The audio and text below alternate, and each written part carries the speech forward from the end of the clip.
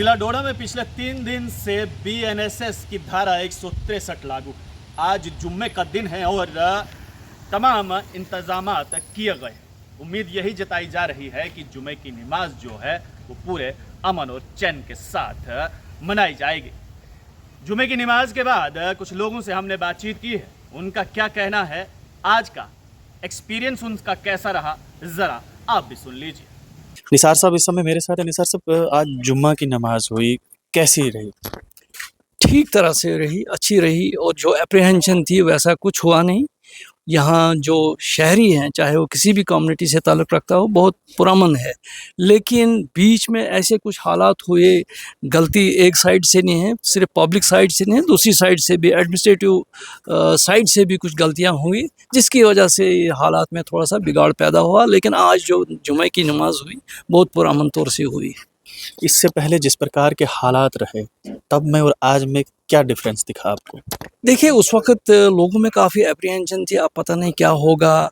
अब लोग मुश्तइल हुए थे, मुख्तलिफ़ इलाकों से आए थे। ठीक है, मतलब जो एमएलए डोडा थे महराज मलिक, उनके फ़ैन फॉलोअर्स वगैरह काफ़ी हैं, उनकी तादाद भी काफ़ी है और लोग उनको चाहते हैं। तो इस वजह से अगर एडमिनिस्ट्रेशन ने उस वक़्त थोड़ा सा मुज़ाहिरा किया होता, सब्र तहम्मुल का मुज़ाहिरा किया होता, तो इतने कुछ हालात यहाँ दिखने को नहीं मिलते।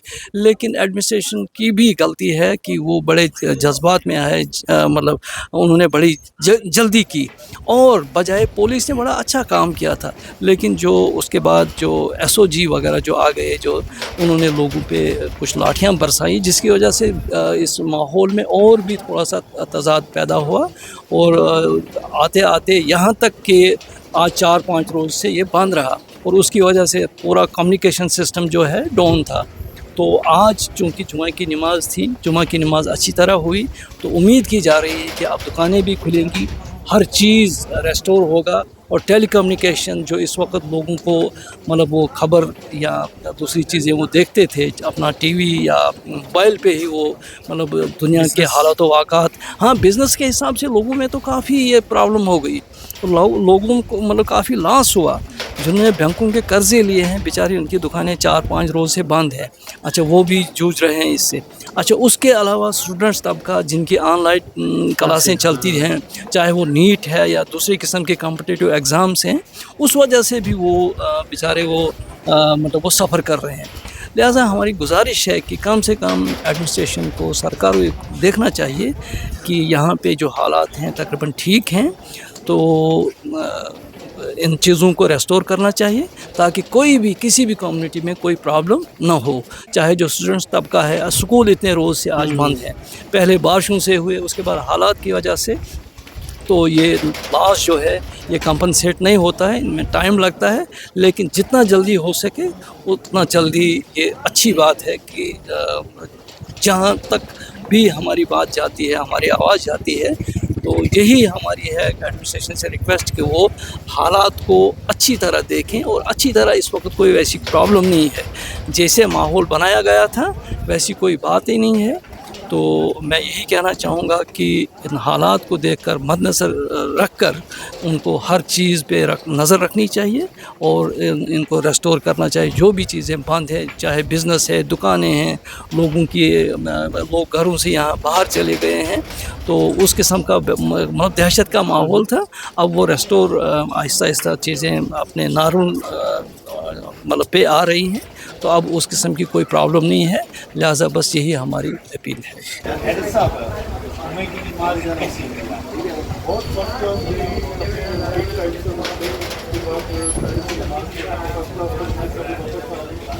आज 2-3 दिन हो गए कंफ्यूज है, हमें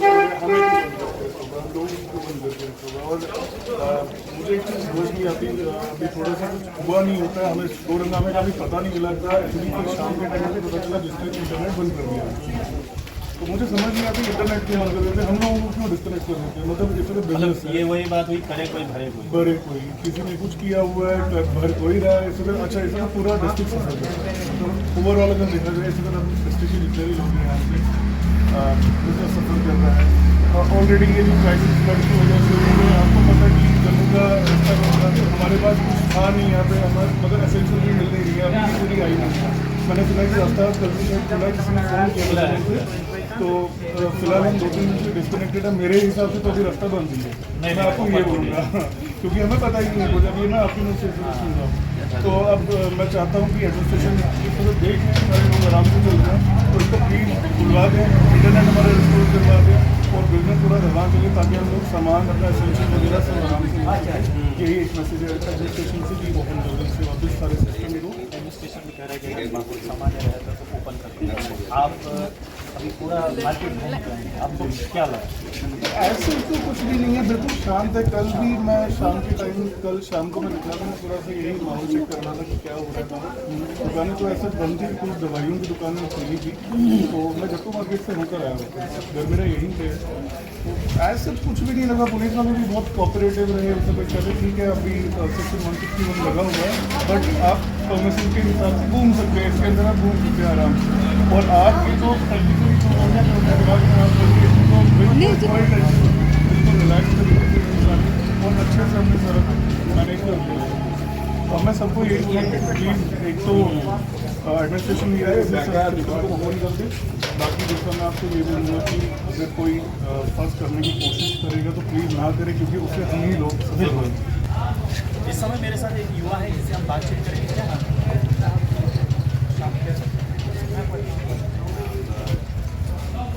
जुम्मे की नमाज कैसी है?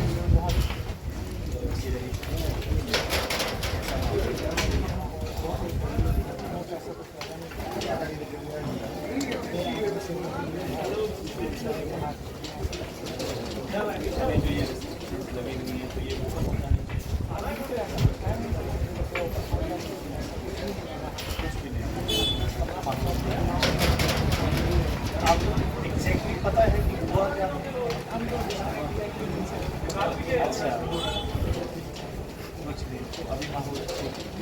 चलिए, तो देखिए तमाम लोगों से हमने बात की और बातचीत में हर एक शख्स यही कह रहा है कि जुम्मे की नमाज जो है वो बहुत अच्छे से हुई और जिस प्रकार के कयास लगाए जा रहे थे वैसा कुछ भी देखने को नहीं मिला। उम्मीद करते हैं कि इसी प्रकार के हालात जो हैं वो आगे भी बने रहें और जिस प्रकार से तमाम लोगों ने कहा कि अब धीरे धीरे जो है वो चीज़ें नॉर्मल हो रही हैं, टेलीकम्युनिकेशन को अब बहाल कर देना चाहिए और जितना भी बिज़नेस अभी तक ठप हुआ है, दुकानें बंद हैं, उन्हें भी धीरे धीरे से रिस्टोर करने की ज़रूरत है। आप लोग देखते रहिए स्ट्रेट टॉक्स, मुझे नहीं ठाकुर को दीजिए इजाज़त। धन्यवाद।